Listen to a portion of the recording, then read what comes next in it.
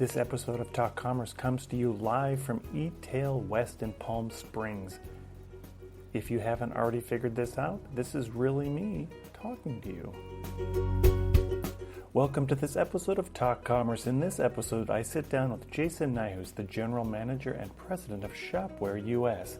Jason shares his wealth of knowledge about how Shopware is revolutionizing the mid-market e-commerce landscape. Discover how Shopware's open source platform and innovative features like AI Copilot are empowering merchants to compete with their larger counterparts. Jason also dives into the importance of serving the often overlooked mid-market segment and how Shopware is tailored to meet their unique needs. Stay tuned as I explore the future of e-commerce with Jason Nyhus. Don't forget to subscribe to Talk Commerce for more game-changing e-commerce insights.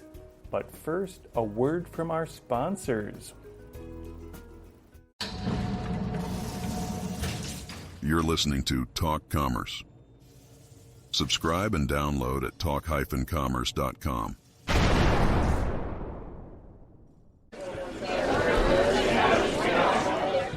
All right, welcome to this eTail episode of Talk Commerce. Today I have Jason Nyhus from Shopware. Jason, go ahead and introduce yourself. Tell us your day-to-day role and one of your passions. Awesome. Well, thank you so much for having me on the pod. Long-time listener, first-time attendee. Jason Nyhus. I guess I say it different than you, but I am the general manager at Shopware, responsible for the really coming to the U.S. for a market leader in Germany, and their mission is to take their world-class product into the U.S. market, and that's my job.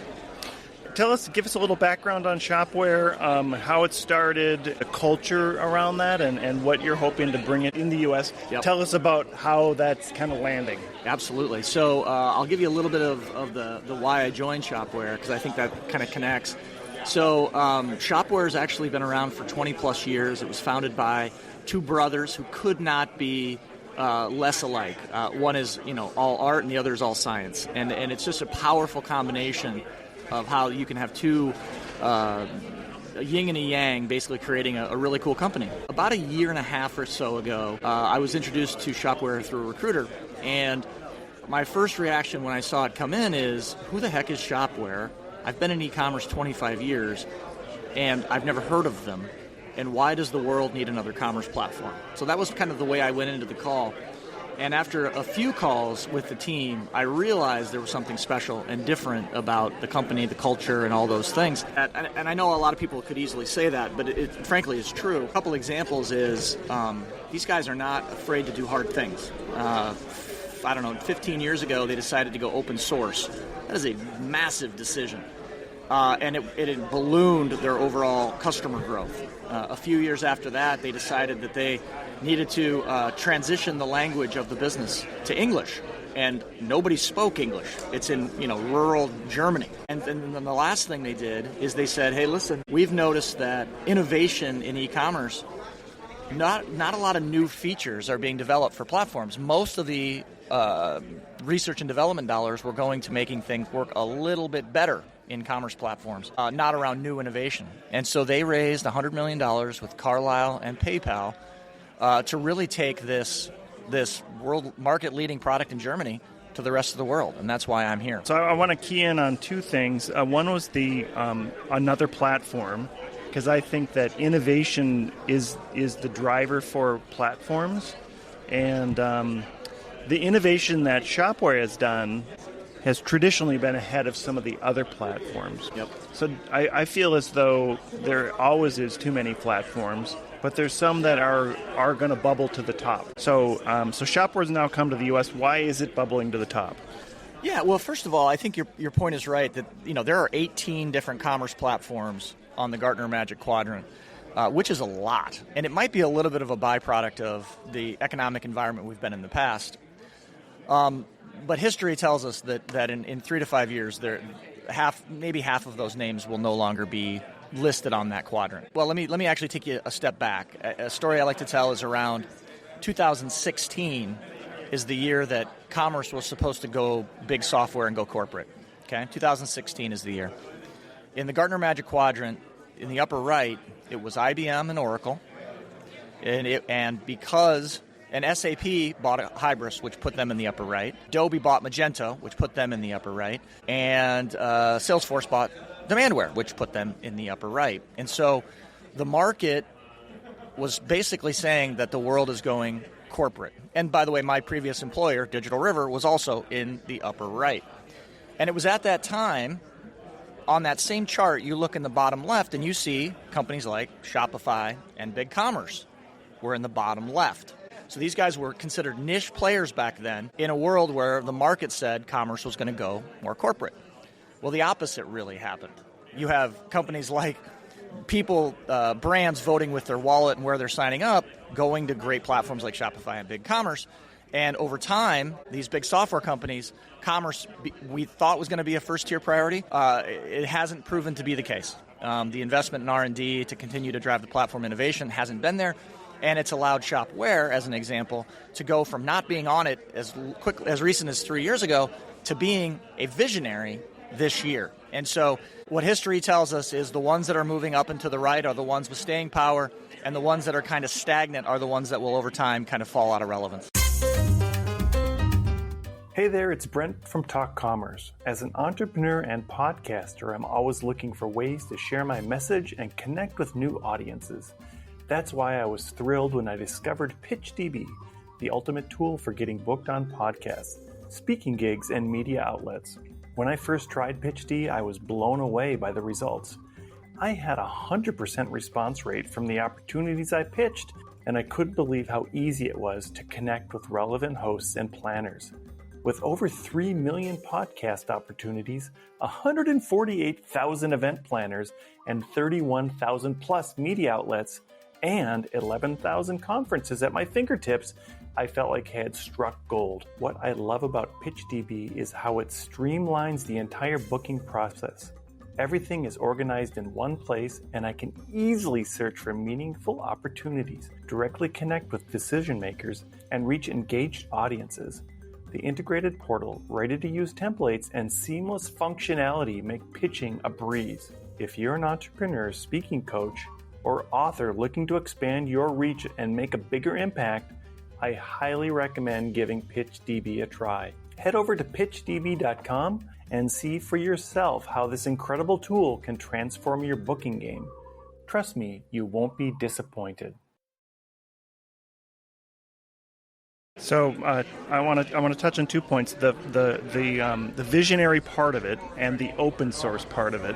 The Magento was a great example of an open source platform getting a ton of growth around that, and then maybe not using all of those customers as a pipeline to their enterprise product, and that's only dropped off. The visionary part.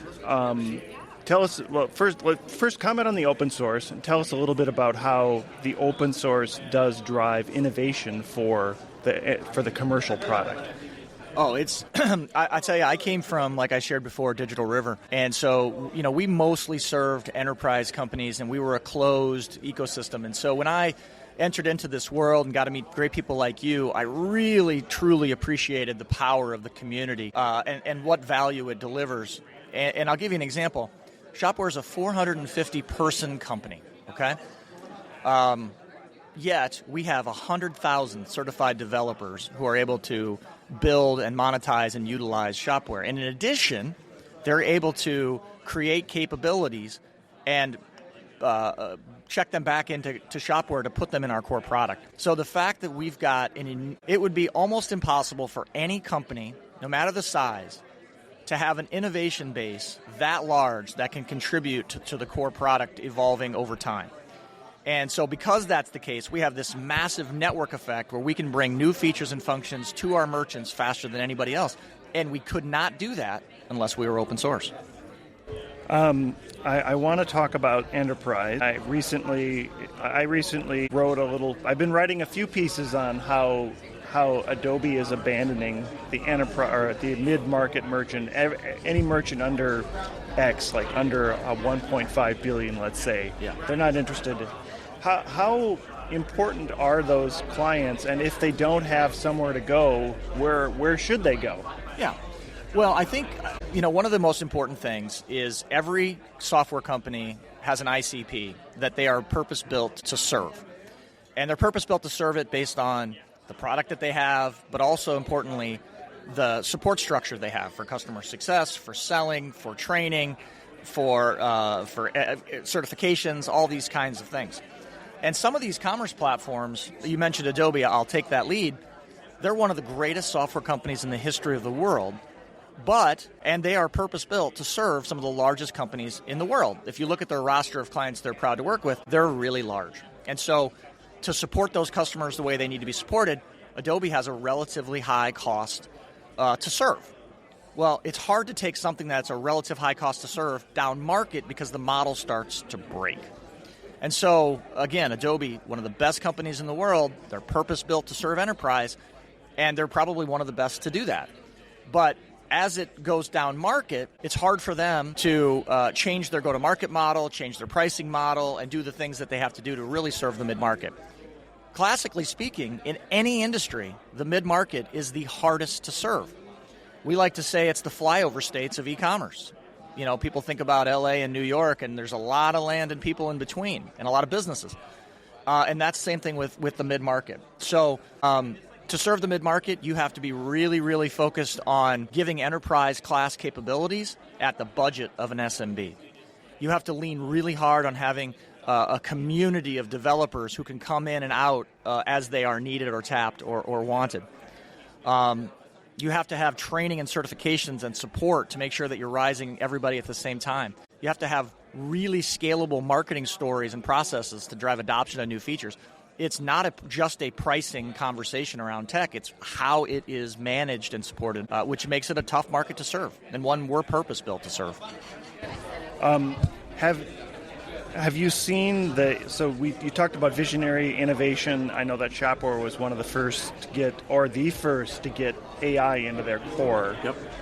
Have you seen that help drive innovation and then the other platforms sort of trying to follow? Yeah, well, for sure. Yeah, we launched the first AI capabilities in Shopware in May, and at this point I think we have 13 or 14 live AI capabilities embedded in the product, and we don't charge more to utilize it. And the real focus we have, I think we got to go up a level and talk about what the strategy is around the mid-market merchant and what we're doing intentionally to empower them. The first thing we're doing is we're trying to give them tools and capabilities that allow them to compete with their Goliath competitors. We view them as David versus Goliath. And so to do that, we need to launch new features, AI Copilot, Rule Builder, Flow Builder, digital sales rooms. These are capabilities that don't exist in other platforms that do exist inside of Shopware. Secondarily, if you've been paying attention to the cost of commerce over the years, it actually costs more to do commerce today. Let me say it differently. The cost of commerce has continued to accelerate. The cost of capital, the cost of the teams, the cost to produce goods and services, the cost of Meta, the cost of your Google ads, all those costs have continued to rise. And so what Shopware is focused on is how do we make the merchants more efficient? And AI Copilot is part of how we deliver against that vision. You can do more faster being an editor than you can being a creator. And so that means you can launch more promos, launch more stores, and so that's just part of how we deliver the vision. The other part is around pricing. So we have the ability to really deliver the best economic value to a merchant where we give them rates that decrease as their sales increase. We call that, not platform economics, benefits of scale. We know how to give a mid-market merchant benefits of scale. So, when you boil it back up to the strategy, everything does come back to this mid-market merchant and the things they're trying to deal with. I want to just touch on the benefits of scale because I've had a lot of conversations with other platforms who don't have that. Their GMV goes up in the same trajectory as their sales, and at some point, the merchant gets priced out of the market, right? Yeah. The other part of that is that in a SaaS platform, all the add-ons that you need to make it similar to what, say, Shopware or Magento can do, at some point, those add-ons, in addition to your licensing fee, and some platforms are going to charge you for every transaction as well, or a platform does, All those costs are sort of hidden to the merchant, right? Yeah. Well, it is a little bit of a little game that's played in our industry where it is very, very difficult to do a true TCO of an apples to apples of a merchant on a platform A versus B versus C. And part of that is because of the ability to use apps to extend what you need. And we are a huge supporter of an app store. We have a very large one with the market-leading capabilities in it as well. I think the point I would want to emphasize that you hit on was, recently Shopify announced their price increase, right? And again, Shopify is one of the greatest boxes ever invented for e-commerce. And if your brand fits inside of that box, you should probably buy from them. However, when you get to a spot where you have economic scale, when you actually are doing $25, $30, $50 million of GMV, what you're actually doing is you're going to overpay for payments. You're going to overpay for email. You're going to overpay for cross-border because of the convenience of how easy Shopify makes it. Again, credit to them. If you're a $1 million merchant, it makes a lot of sense to go on Shopify because you get to punch above your weight. You get the capabilities of a merchant who's doing 20.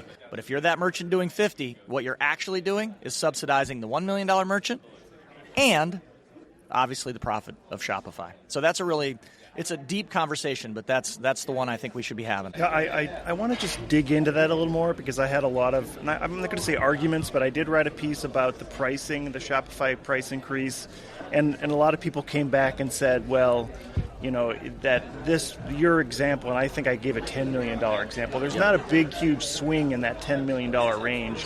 It's when you get to the 50 and 100 million where it really makes a difference. I want to explore that a little bit. That jump where whatever that basic price is, $2,500 a month, suddenly turns into $100,000 or whatever the 20 or 30,000 a month. Yeah, well, the first is, everybody says they have multi-store as an example, but the truth is the use cases where you have to have distributed inventory, it starts to break down. And the way that platforms solve it, not Shopware, we have it, but it's really through adding more sites. And so when you start to add more sites, the costs continue to scale up. And I think your example around the $50 million merchant is perfect. So let's take that and dig deep. So a merchant doing $50 million is likely to be paying 2.15% plus 30 cents to use Shopify payments. Again, really great service. It comes with a lot of capabilities that you don't have to deal with. However, if you took that $50 million GMV and went to other payment providers and you said, how much would you charge me? They'd probably save you between 30 and 50 basis points, depending on your payment mix and geographies. Okay, let's just say 50 basis points times 50 million, you're overpaying $250,000 a year for payments.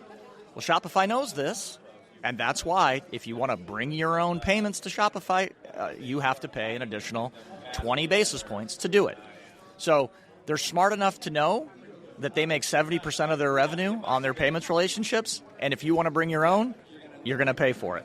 Yeah, I think Brent Bellin famously says that Shopify is just a payment platform that makes all their money on their transactions and not really an e-commerce company. Yeah, I think that's mostly true, but at the end of the day, Shopify has created, again, one of the greatest boxes ever invented in commerce. I do know that their motivations are to get more GMV. And they've been incredibly successful at doing it. All right, so we have a few minutes left here.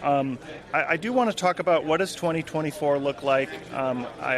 There's been a lot of rumbling in 2023 from the agency side that business was kind of flat, and now I'm hearing that business is getting better. Like people are deciding, well, it's not going to drop, but we're not going to drop off the edge, and we're going to start investing in again. What do you think that's going to happen now this coming year? Well, I can only share, what we see in the market, and I think you're right. 2023 was a wait and see year in a lot of ways. We had a great year. We grew 40% as a company, but most of that was honestly on the backs of our great existing customers and their expansion with us.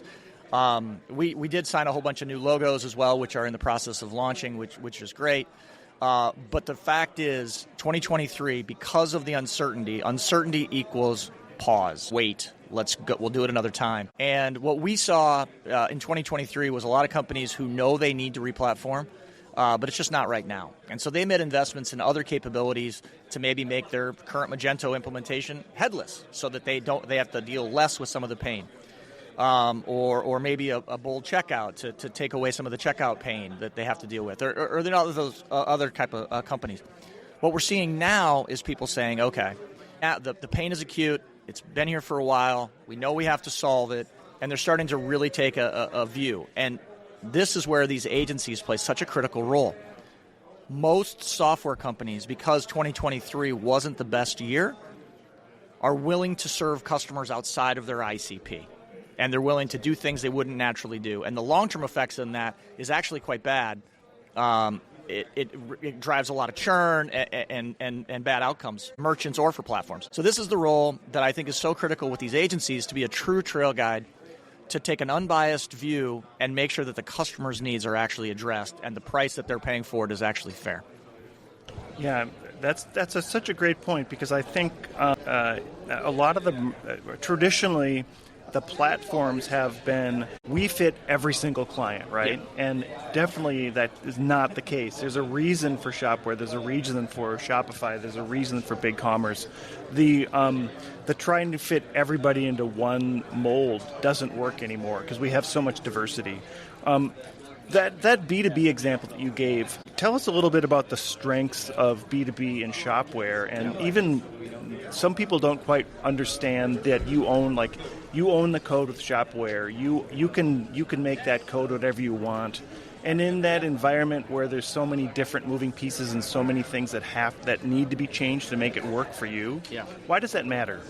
Well, it's a great question. The reality of B2B commerce, every platform in the last 25 years has talked about B2B as the next big thing. It's always been right around the horizon. And what you'll start to hear, and this is the word you need to listen to if you're a brand, is when people start talking about the consumerization of B2B, what they're really saying is, we want to try and sell you our B2C commerce platform to do B2B. Okay? They're not actually building core, useful B2B capabilities into their platform. They're trying to make you adapt to a trend they're trying to create. True B2B, for the most part, is messy. I would say done right, it's probably 80% out-of-the-box features and 20% creating unique capabilities that really fit into the way corporations or companies want to do B2B. And to give you another example, we have this capability that's unique in the market called a digital sales room. And the reason we invented it is because we had customers who would overserve their top 5 clients, but then they'd underserve the other 95. The reps would self-admit that that's the way it works. They overvisit the ones that give them all their revenue, and they underserve the lion's share of their customers, the old 80-20 rule. So we built this digital sales room, which is a B2B capability that allows the rep to give the 95 customers really good virtual selling experience. And you get all of the kind of complexities of B2B that's been operationalized in a really cool portal in a way that's going to be similar to what telehealth has done with virtual visits that digital sales room can do to brands in a B2B selling environment. So B2B is hard. If they're telling you it's consumerization, they're trying to make you fit in a box you probably don't fit in.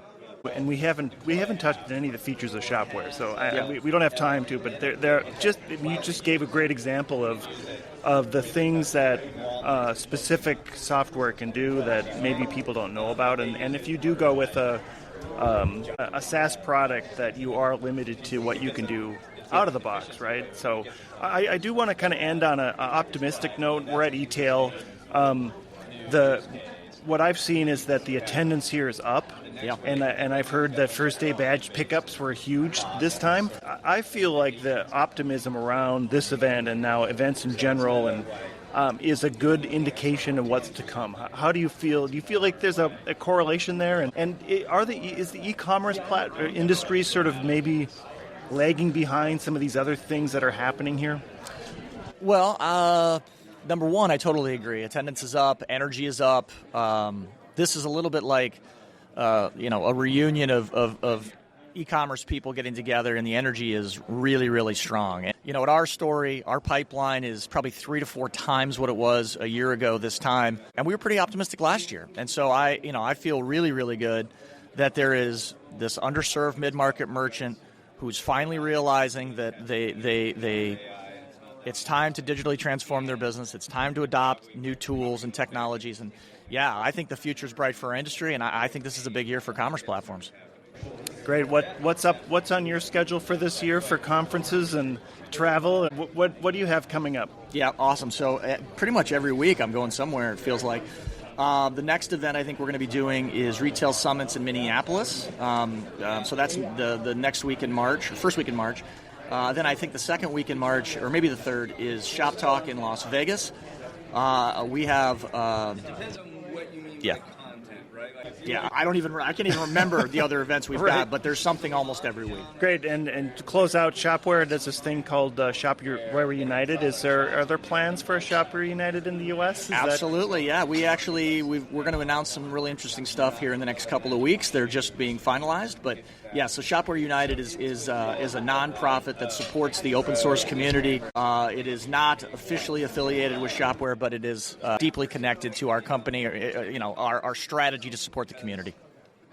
That's great. Jason Nyhus is the general manager of Shopware US. Thank you so much for being here today. Thank you, sir. Talk Commerce is a production of Content Basis, LLC. For more creative content, go to contentbasis.io.